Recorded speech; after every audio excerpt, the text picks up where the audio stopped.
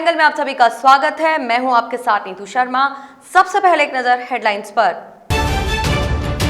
असम में चुनावी रैली में केंद्रीय मंत्री अमित शाह गरजे, कहा सरकार आई तो लव जिहाद के खिलाफ बनाएंगे कानून। राजस्थान में फोन टेपिंग मामले में गरमाई राजनीति, केंद्रीय मंत्री गजेंद्र सिंह शेखावत ने दर्ज कराई एफआईआर, कांग्रेस ने किया पलटवार। राजस्थान में गृह विभाग ने जारी की गाइडलाइन, होली और शब बारात पर सार्वजनिक कार्यक्रम में दी राहत। और जय नारायण व्यास विश्वविद्यालय जोधपुर का दीक्षांत समारोह, राज्यपाल ने मूल कर्तव्यों का ज्ञान कराने के लिए अभियान चलाने का दिया सुझाव। राष्ट्रपति रामनाथ कोविंद को सीने में तकलीफ के बाद आर्मी हॉस्पिटल में भर्ती कराया गया। इसके बाद उनका रूटीन चेकअप किया गया। अब उनकी हालत स्थिर बताई जा रही है। आर्मी हॉस्पिटल की ओर से जारी मेडिकल बुलेटिन में बताया गया है कि राष्ट्रपति के स्वास्थ्य की निगरानी की जा रही है और उनकी हालत स्थिर है। इस बीच पीएम नरेंद्र मोदी ने उनका हालचाल लिया है। वहीं राजस्थान के मुख्यमंत्री अशोक गहलोत ने भी राष्ट्रपति के जल्द स्वस्थ होने की कामना की है। गृह मंत्री अमित शाह ने असम के मोरी गांव में एक चुनावी रैली की। रैली में शाह कांग्रेस और उसकी गठबंधन सहयोगी AIUDF पर जमकर बरसे।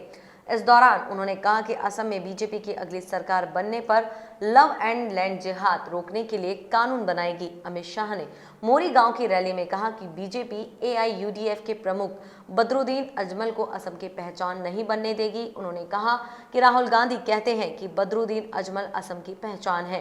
कांग्रेस पार्टी के लिए बदरुद्दीन अजमल पहचान हो सकते हैं, लेकिन असम के लिए नहीं हो सकते। पश्चिम बंगाल में सियासी तपिश लगातार बढ़ती जा रही है। यहाँ के नेताओं में जुबानी जंग हो रही है। राज्य के मुख्यमंत्री ममता बनर्जी ने पश्चिमी मेदिनीपुर के देबरा में एक रैली के दौरान भाजपा पर जोरदार हमला बोला। उन्होंने कहा कि बीजेपी दंगा कराती है, बीजेपी से सावधान रहे।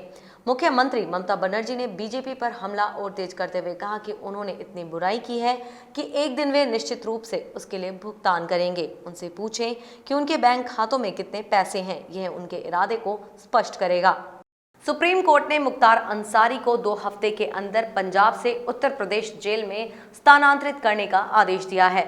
यह आदेश इसलिए दिया गया है ताकि अंसारी वहां पर मुकदमे का सामना कर सके। फिलहाल बाहुबली नेता पंजाब की रोपड़ जेल में बंद है। अब प्रयागराज की विशेष MP MLA कोर्ट यह तय करेगी कि अंसारी को बांदा की जेल में रखा जाएगा या फिर किसी जेल में। जस्टिस अशोक भूषण और R सुभाष रेड्डी की पीठ ने निर्देश दिया कि अंसारी को 2 हफ्ते के अंदर यूपी को सौंपा जाए।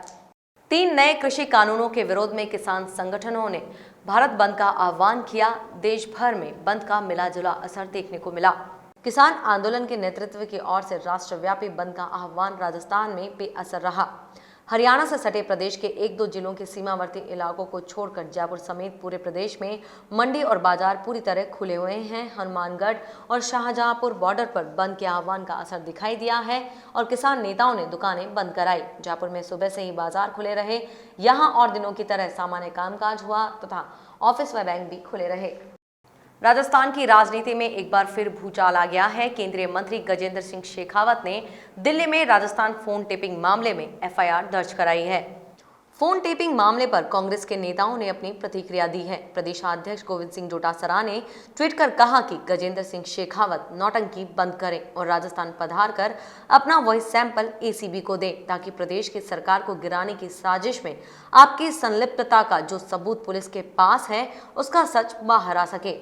वहीं मुख्य सचेतक डॉक्टर महेश जोशी ने कहा कि FIR अपने आप में स्वीकारोक्ति है कि जो ये साबित करती है कि कथित फोन टेप उन्हीं का है। जोशी ने कहा कि केंद्रीय मंत्री गजेंद्र सिंह FIR दर्ज कराकर नौटंकी कर रहे हैं। उनके केस दर्ज कराने से साबित हो गया कि जो ऑडियो में आवाज है उनकी, और वो षड्यंत्र रच रहे हैं। ये भी एक षड्यंत्र है। देश की जनता देख रही है, प्रदेश की जनता देख रही है। उनके षड्यंत्रों का पर्दाफाश होगा। किसी प्रकार से कि कोई गैर कानूनी काम राजस्थान में न पहले हुआ, न आज हुआ, न आगे होगा। बौखलाहट है उनकी। कोई षड्यंत्र रचा है, ताना बाना बुना है, उसके तहत वो उन्होंने शुरुआत करी है। देखते हैं आगे क्या होगा। देखते हैं जोर कितना बाजू है कातिल में। आप तैयार है ना पहले से? हम पूरे तरीके से तैयार। कोई चिंता नहीं, कोई फिक्र नहीं। मैंने कहा ना, चोर की दाढ़ी में तिनका। वो कहते हैं मेरा फोन टेप हुआ, मतलब जो टेपिंग जिसकी में वॉइस सैंपल नहीं दे रहे हैं, उनकी आवाज है, उन्होंने प्रूव कर दी। फोन टेपिंग मामले में दर्ज FIR पर कांग्रेस प्रदेशाध्यक्ष गोविंद सिंह डोटासरा ने प्रेस वार्ता की। प्रेस वार्ता में डोटासरा ने कहा कि केंद्रीय मंत्री ने 8 महीने बाद क्यों एफआईआर दर्ज कराई है। उन्होंने कहा कि केंद्र में बैठा व्यक्ति कांग्रेस सरकार गिराने का षड्यंत्र रच रहा है। भाजपा ने राजस्थान की कांग्रेस सरकार गिराने की साजिश की, लेकिन ये साजिश उनकी पहले भी सफल नहीं हुई, आगे भी नहीं होगी। उन्होंने कहा कि भाजपा में नैतिकता बची ही नहीं है। भाजपा ने 3 सीटों पर होने वाले उपचुनावों के लिए प्रत्याशियों की घोषणा कर दी है। प्रदेशाध्यक्ष सतीश पूनिया ने टिकट चयन कर कहा कि निर्धारित प्रक्रिया के तहत टिकट दिए हैं।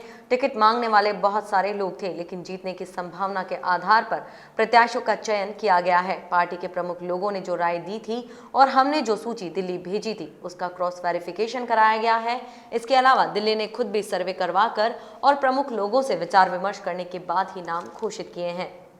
राजस्थान में होली एवं शब-ए बारात पर 28 व 29 मार्च को सार्वजनिक स्थलों पर कार्यक्रम आयोजन को लेकर गहलोत सरकार ने थोड़ी राहत दी है।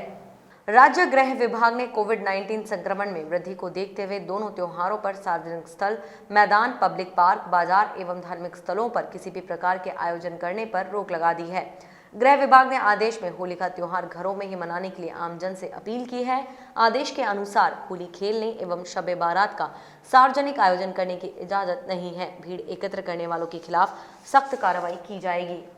जय नारायण व्यास विश्वविद्यालय का 17वां दीक्षांत समारोह हुआ। राजभवन से राज्यपाल कलराज मिश्र ने ऑनलाइन संबोधित किया। गवर्नर कलराज मिश्र ने विश्वविद्यालयों के पाठ्यक्रमों को लचीला बनाने, समय समय पर अपडेट करने तथा निरंतर मूल्यांकन की आवश्यकता जताई है। उन्होंने कहा कि विश्वविद्यालयों में जो कुछ पढ़ाया जा रहा है उसे बदलते समय, संदर्भों और परिवेश के अनुरूप अपडेट करने की जरूरत है। उच्च शिक्षा राज्य मंत्री भंवर सिंह भाटी ने कहा कि राज्य सरकार सभी विश्वविद्यालयों में एक जैसे पाठ्यक्रम लागू करने की दिशा में प्रयास कर रही है। दीक्षांत समारोह के दौरान न्यायाधिपति डॉक्टर दलवीर भंडारी को डॉक्टर ऑफ लॉ, वैज्ञानिक प्रोफेसर गोवर्धन मेहता को डॉक्टर ऑफ साइंस और गांधीवादी SN सुब्बाराव को डॉक्टर ऑफ लिटरेचर की मानद उपाधि से सम्मानित किया गया। पूर्व RPS कैलाश बोहरा को कोर्ट से बड़ा झटका लगा है। ACB मामलों की विशेष अदालत ने रिश्वत में असमत मांगने के मामले में न्यायिक अभिरक्षा में चल रहे आरोपी पूर्व RPS कैलाश बोहरा की जमानत अर्जी को खारिज कर दिया है। अर्जी में बताया गया कि प्रार्थी RPS के पास परिवादी महिला का कोई काम लंबित नहीं था। परिवादी महिला आपराधिक छवि की महिला है, जिसने गत जुलाई माह में अपने होने वाले पति के खिलाफ दुष्कर्म का मामला दर्ज कराया था, जिसमें प्रार्थी की सिफारिश पर पुलिस ने एक महिला को गिरफ्तार किया था। ऐसे में उसे जमानत पर रिहा किया जाए, जिस पर सुनवाई करते हुए अदालत ने अर्जी को खारिज कर दिया है। राजस्थान हाईकोर्ट ने सेंट्रल पार्क में अतिक्रमण मामले में दायर जन याचिका का निस्तारण किया। कोर्ट में JDA ने कहा कि सेंट्रल पार्क से सभी अतिक्रमण हटा लिए गए हैं। इस पर याचिकाकर्ता योगेश यादव ने JDA के इस बयान पर विरोध जताया। याचिकाकर्ता ने कहा कि सिर्फ कागजों में ही अतिक्रमण हटाने की कार्रवाई की गई है। इस पर CJ इंद्रजीत महांती ने कहा कि यदि याचिकाकर्ता को वहां पर अतिक्रमण मिले तो वो याचिका दायर कर सकता है। सप्ताह के आखिरी कारोबारी दिन यानी शुक्रवार को दिन भर तेजी रही। बॉम्बे स्टॉक एक्सचेंज का प्रमुख इंडेक्स सेंसेक्स 568.38 अंक ऊपर 49,008.50 के स्तर पर बंद हुआ। वहीं नेशनल स्टॉक एक्सचेंज का निफ्टी 182.40 अंक की बढ़त के साथ 14,507.30 के स्तर पर बंद हुआ। दिग्गज शेयरों की बात करें तो आज Tata steel, Tata Motors, Titan और एशियन पेंट्स के शेयर हरे निशान पर बंद हुए। वहीं पावर ग्रिड, UPL, ITC और इंडसइंड बैंक के शेयर लाल निशान पर बंद हुए। खबरों का सिलसिला यूं ही जारी रहेगा। देखते रहिए द एंगल। नमस्कार।